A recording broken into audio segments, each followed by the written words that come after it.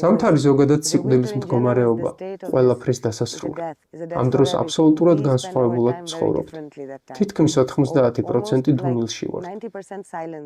ეს არის პერიოდი თვითჩაღრმავების. აკეთებ მხოლოდ აუცილებელს. აწარმოებ წარსულის ფილტრაციას, გეგმავ მომავალს. ამ დროს დედამიწასთან ხარ ძალიან ძლიერად დაკავშირებული. ფიქრობ, ამ გამოცდილების გარეშე არ შეგვიძლია შევიგრძნოთ სრულყოფილება. ჩვენი სახლი არ არის ჰერმეტულად ჩაკეტილი. კედელსა და სახურავს შორის სივრცეა, ჰაერი თავისუფლად მოძრაობს. ეს ექსტრემალური მდგომარეობა, რაც ჩვეულებრივ ადამიანებს ზამთარში უჭირთ.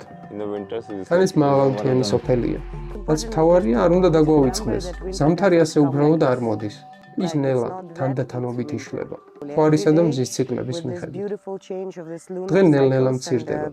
ტემპერატურა ეცემა, უნება გვამზადებს და როცა ნამდვილი ზამთარი მოვა, ჩვენ არ ვანთებთ ხუმელს მთელი დღე.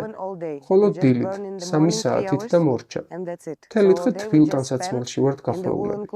ტკბებით საკუთარი სითბოთი, ვარჯიშობთ. ვაკვირდებით, როგორ მუშაობს ჩვენი სხეული.